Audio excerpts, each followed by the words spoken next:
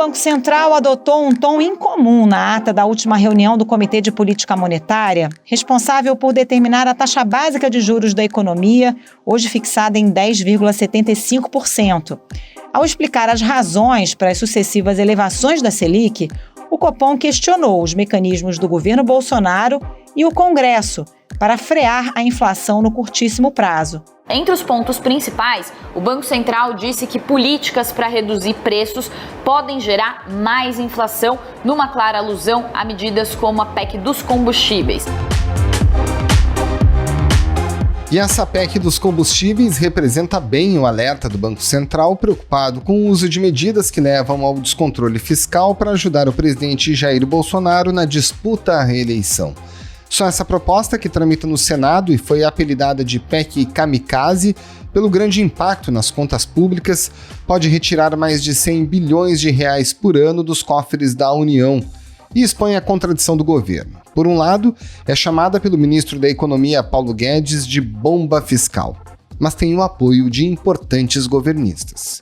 Ontem teve o apoio, a assinatura do senador Flávio Bolsonaro. Então isso é mais um elemento de que sim, é uma digital do governo, dessa área de articulação política, apoiando essa medida que tem irritado muito o ministro Paulo Guedes.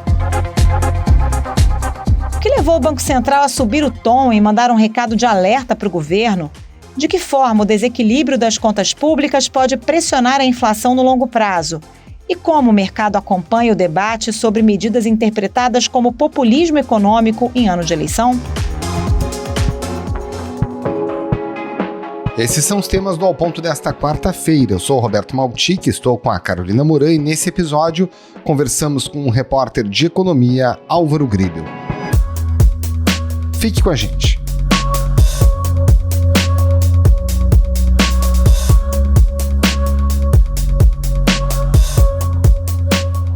Álvaro Gribel, qual o principal recado contido nessa ata do Copom? É uma crítica velada à atuação do governo? A gente pode interpretar assim? Exatamente. Tem duas mensagens ali principais, né, do Banco Central. A primeira é que os juros vão continuar subindo e havia no mercado uma dúvida se ele já ia parar na próxima reunião, mas com essa ata hoje ele já praticamente definiu que vão ser mais duas altas. Então, com isso, vários bancos e instituições já estão revisando para cima, né, a taxa final da Selic. Muito provavelmente ela vai passar de 12%. Agora ela está em 10,75%. E a outra mensagem, que é o que chamou mais atenção, né, de nós jornalistas, é o fato dele fazer uma crítica um pouco mais direta à política fiscal. Porque o Banco Central ele é o defensor da nossa moeda, né? Então ele tem ali no economês dele das atas, ele é sempre muito polido, ele fala numa linguagem direta, ele sempre procura, né, passar um pano para que ele não crie alguma crise, alguma coisa nesse sentido. Mas hoje ele realmente foi um pouco mais explícito, ele disse que a piora das projeções fiscais estão interferindo nas expectativas, né? E isso daí já é uma frase muito forte dentro dessa linguagem do Banco Central, e por isso que ele realmente resolveu fazer esse ataque um pouco mais explícito. E por que ele, na minha visão, ele está fazendo isso? Porque no ano passado ele já teve que escrever aquela cartinha de quando a inflação estoura o teto da meta. E esse ano, muito provavelmente, ele vai escrever outra cartinha. Então, o que ele está pensando? Ele falou, eu estou aqui sozinho combatendo a inflação, subindo juros, vou poder levar a economia para a recessão, e eu olho para o Congresso e olho para o governo e eles estão só pensando em aumentar gastos. Então, assim, peraí, deixa eu começar a falar um pouco mais grosso aqui, dar um recado que é para tentar dividir um pouco essa responsabilidade para não ficar recaindo tudo sobre mim, já que eu vou ter que subir os juros de volta para casa dos 2 dígitos, né? Agora, Álvaro, assumindo inclusive o próprio discurso do ministro da Economia, Paulo Guedes, se a gente for olhar o ano passado, de 2021, as contas públicas fecharam com superávit, né? Quase 65 bilhões de reais, e isso foi pela primeira vez em 8 anos. Por que o Banco Central resolveu adotar essa postura mais rígida, inclusive com uma crítica que pode ser interpretado como uma crítica ao governo nesse momento? Primeiro, vale até que a gente relembrar aquele ditado de que uma andorinha só não faz verão, né? Então, as contas públicas elas estão no vermelho já desde 2014, se eu não me engano, já é bastante tempo. Esse ano já tem projeção de déficit de novo, então, assim, esse azul de 2021, ele é um ponto fora da curva. 2022, o próprio orçamento que o governo enviou para o Congresso já previa o déficit novamente, e esse déficit deve subir agora com essa PEC dos combustíveis, que vai ter algum tipo de renúncia, seja para o diesel, seja para a gasolina. Então essa alta do ano passado ela aconteceu, mas ela não vai acontecer durante vários anos. E por que o ano passado ficou no azul? Primeiro a gente tem que diferenciar o número que é o número geral, né, do setor público consolidado, esse sim teve superávit, mas houve um superávit dos estados e dos municípios e um déficit do governo federal. Então o governo federal continuou no vermelho, mas os estados ficaram no azul, somou as duas coisas, o setor público ficou no azul também. E por que os estados arrecadaram tanto dinheiro no ano passado a ponto de fechar no azul? Em primeiro lugar, por causa da gasolina, que a gente tanto reclama que está alta. O ICMS ele é um percentual do valor da gasolina, a gasolina subiu muito e isso acabou inflando as receitas dos estados. O ano mal começou e a Petrobras já anunciou o primeiro aumento do ano nos preços da gasolina e do diesel. Mas esse efeito, ele é sempre ele não dura muito tempo, porque o próprio Banco Central vai ter que subir os juros, que é o que a gente está comentando agora, para combater uma das coisas altas da gasolina, e o governo vai gastar mais dinheiro com juros. Então, assim, essa melhora das contas públicas do ano passado, ele teve essa influência da inflação, e que é uma coisa sempre muito passageira, porque senão seria fácil você resolver o problema de fechar no vermelho. Você esperava a inflação subir e que você, né, voltava a ter superávit. Mas por isso que a visão do mercado é de que eles batem o olho nisso e falam, aconteceu uma vez, não vai acontecer mais, daqui para frente volta para o vermelho e a dívida vai continuar subindo.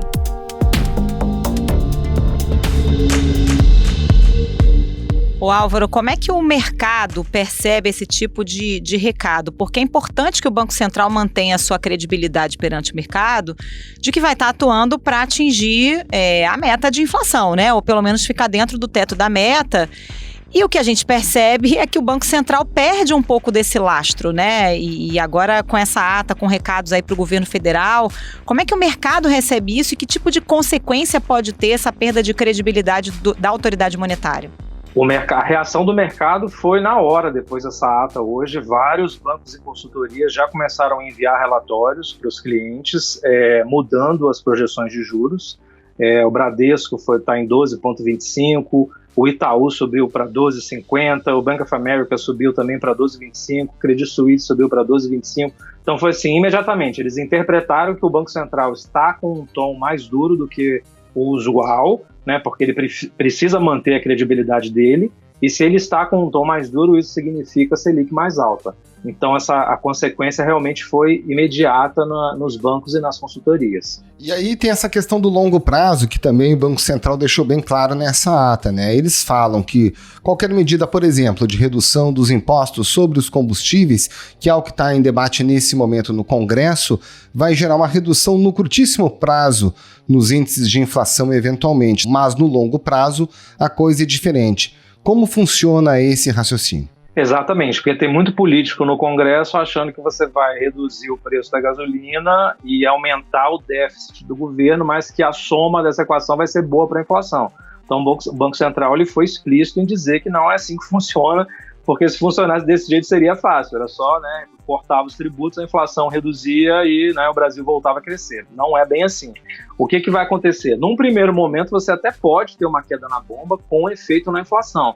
Só que o mercado vai olhar para as contas do governo e vai falar, olha, esse governo já está no vermelho desde 2014, ele está ampliando gastos, eu vou tirar meus investimentos do Brasil e vou levar para outro país. Então o que vai acontecer com a nossa moeda? O real vai se desvalorizar.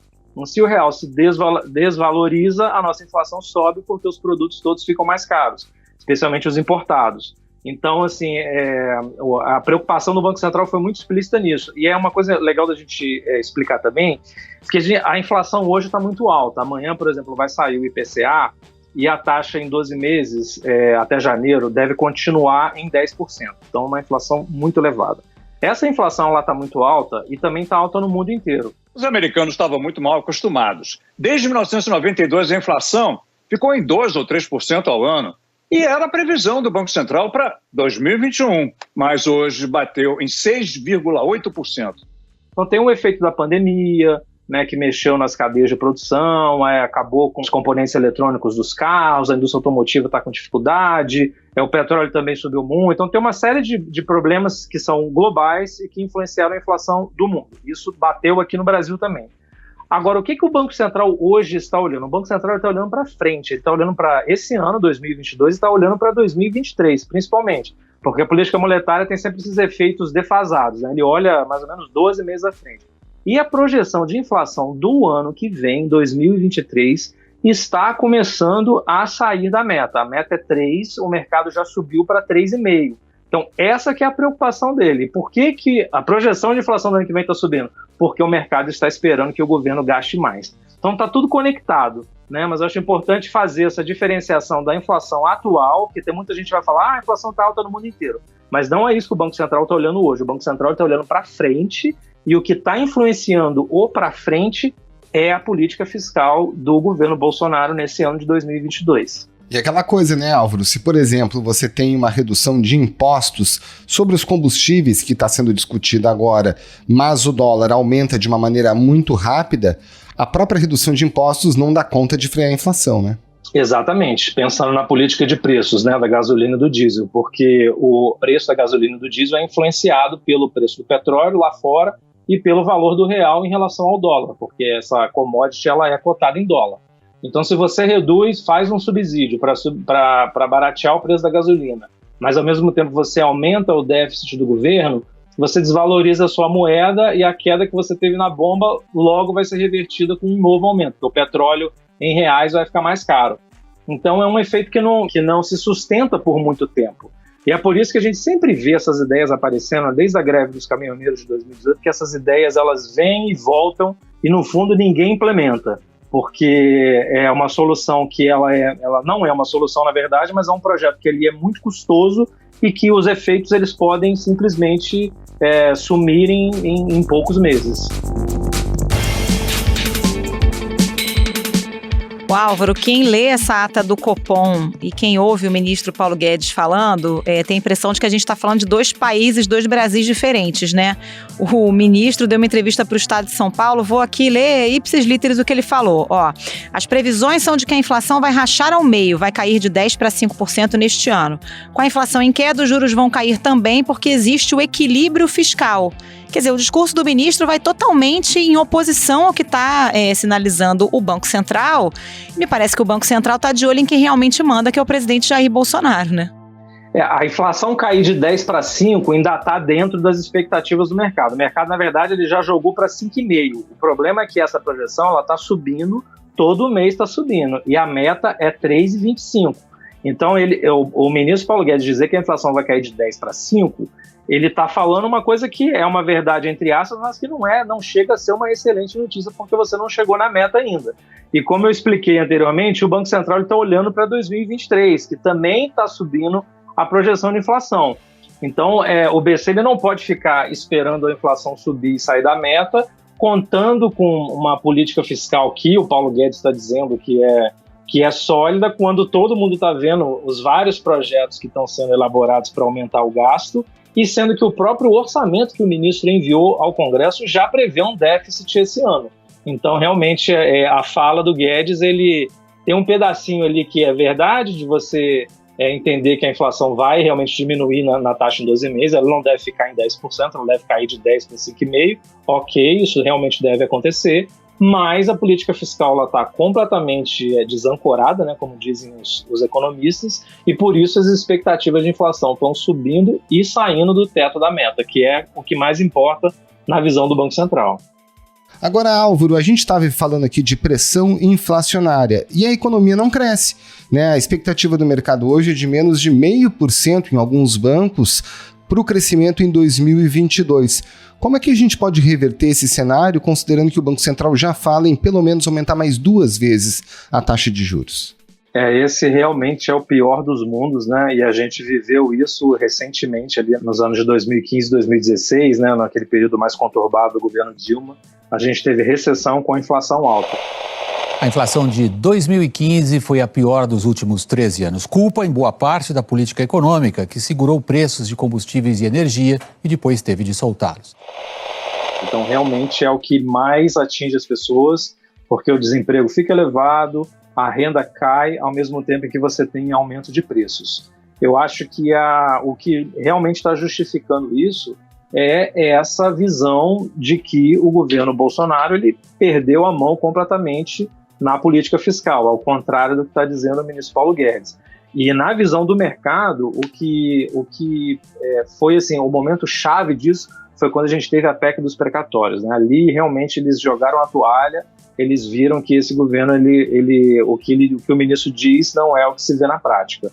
Então é por isso que a inflação, as expectativas de inflação estão subindo para esse ano e também para o ano que vem, mesmo em um contexto de crescimento baixo. E a gente tem que lembrar também que o Brasil é um país que ainda tem muita indexação, né? Então, quando a gente tem uma inflação que chega a 10%, igual está agora, isso daí você imediatamente aplica uma série de reajustes no salário mínimo, nos aluguéis, que isso mantém a inflação elevada, né?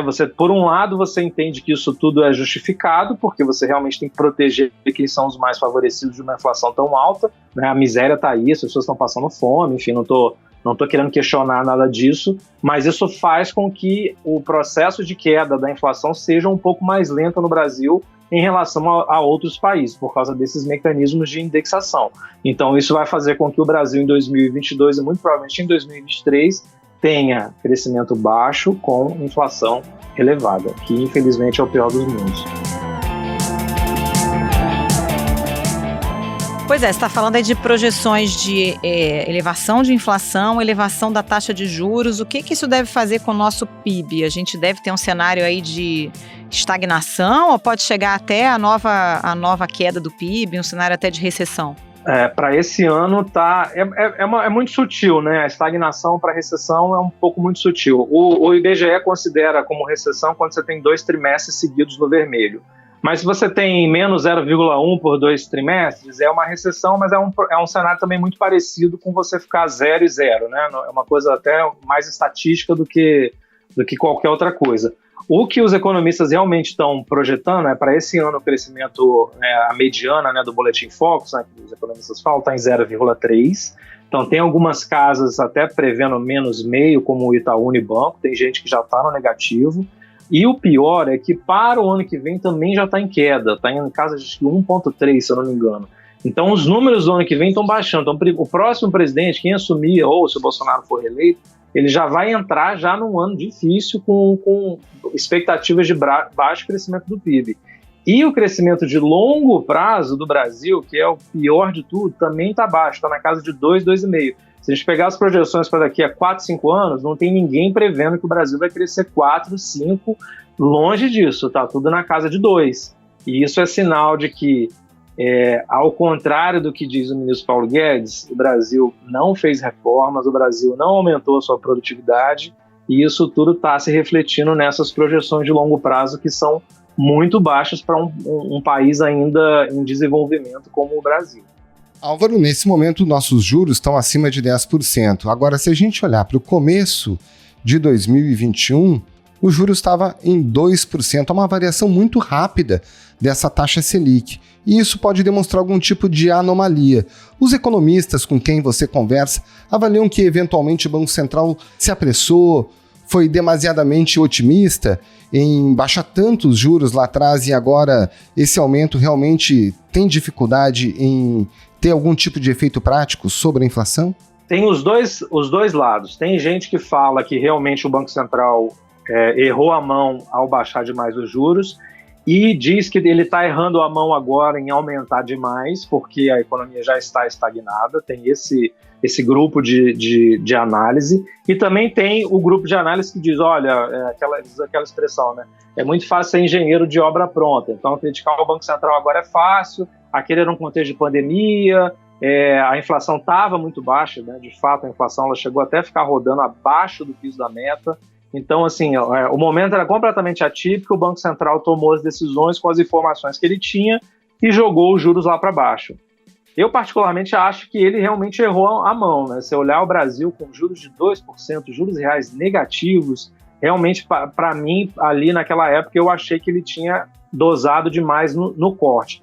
E o que mais me chamava atenção não era nem o corte em si, era o discurso. Ao contrário do que a gente está vendo nessa ata de hoje, em que o Banco Central foi mais duro na política fiscal, nessa época, quando ele baixou os juros para 2%, o discurso já era mais pró-governo, digamos assim.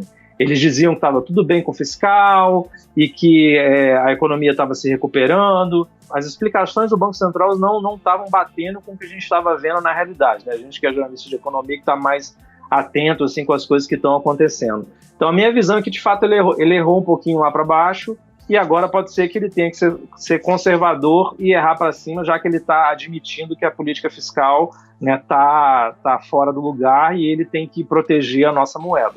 Mas realmente essa é uma discussão que gera muito debate, porque a gente estava no meio de uma pandemia, o contexto era muito difícil para você tomar esse tipo de decisão na Selic e o mundo inteiro estava reduzindo os juros, né? Os Estados Unidos estavam com juros negativos, enfim, era um contexto em que todo mundo reduziu bastante, todos os bancos centrais reduziram as taxas de juros. O foco do Fed, do Federal Reserve, o Banco Central Americano nesse momento, em atacar a inflação e até pensando em elevar os juros. Ô Álvaro, como é que o Brasil está posicionado em relação ao restante do mundo nesse movimento? Porque a gente teve as maiores economias injetando liquidez, né, durante a pandemia e tal, mas agora já se fala em aperto monetário nos Estados Unidos, na zona do euro. Como é que isso afeta a nossa taxa de juros aqui, no sentido aí do prêmio de risco para o investidor, por exemplo? Agora o cenário mudou completamente, né? O Fed, que é o principal banco central do mundo, ele já deve começar a subir juros em março.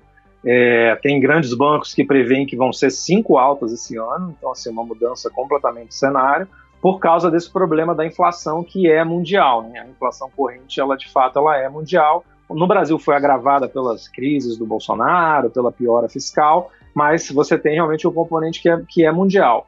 Se os juros sobem nos Estados Unidos, os juros também têm que subir aqui no Brasil, já que a nossa inflação está alta. Por quê? Porque senão o dólar sai do Brasil, vai para os Estados Unidos e a nossa moeda se desvaloriza, o que faz com que a inflação continue elevada. Então, nesse ponto, o nosso Banco Central ele até saiu na frente. Ele começou a subir juros já no início do ano passado, mas ele estava vindo de um patamar muito baixo, é verdade. Mas ele começou a subir já, tem vários meses aí que ele está subindo, porque ele tirou os juros de 2% e já colocou em 10,75%. Então, se eu não me engano, acho que já são 8 ou 9 altas aí, que ele está já há vários meses subindo de pouquinho em pouquinho, para dar tempo da economia aí se adaptando, mas pelo menos nessa virada de alta, ele saiu na frente. Talvez ele tenha errado em cortar demais, mas agora na hora de subir, pelo menos ele não ficou atrás da curva, né, como os economistas gostam de dizer.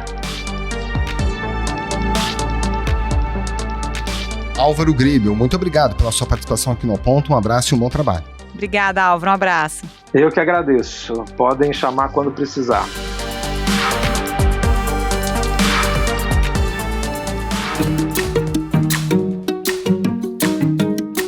Esse foi o Ponto de hoje, o podcast diário da redação do Globo. Nessa conversa a gente conta com a participação de toda a equipe do jornal, as mesmas pessoas que levam até você informação e análise de qualidade todos os dias. Quer saber mais? Assine o Globo. Acesse assineglobo.com.br e confira todas as notícias e reportagens especiais.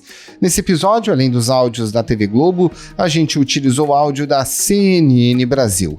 A produção foi do Pedro Araújo e a edição é do João Guilherme Lacerda. Tchau. Até mais.